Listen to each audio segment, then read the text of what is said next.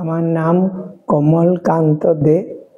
আমি পুরুলিয়া প্রপার টাউনে থাকি, ওখান থেকে এসেছি এবং আমার চোখের ছানি ভালো মতন ছিল। বহুদিন আগে ধরা পড়েছিল, কলকাতায় অনেকগুলো জায়গায় দেখিয়েছিলাম। তারা আমাকে ছানি অপারেশনের কথা বলে এবং বলে যে বেশি দিন থাকলে আপনার ক্ষতি হবে, মোটা হয়ে গেলে আপনি দেখতো। সেই দিনে সত্যি একদিন এলো আমার, হঠাৎ করে চোখে বন্ধ হয়ে যাচ্ছে, মানে হঠাৎ হঠাৎ সেই লাইট অফের মতন হচ্ছে।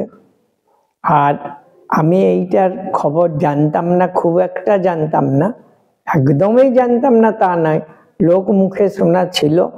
এবং বড় কথা হচ্ছে যে আমার মেয়ের এখানে বন্ধু আছে, সে খবর দিয়েছিল। অবাক হয়ে গেলাম এখানে আসার পর, করার পর। এখানে সব কিছুই ভালো, আমি এখন খুব হ্যাপি, সাকসেসফুল।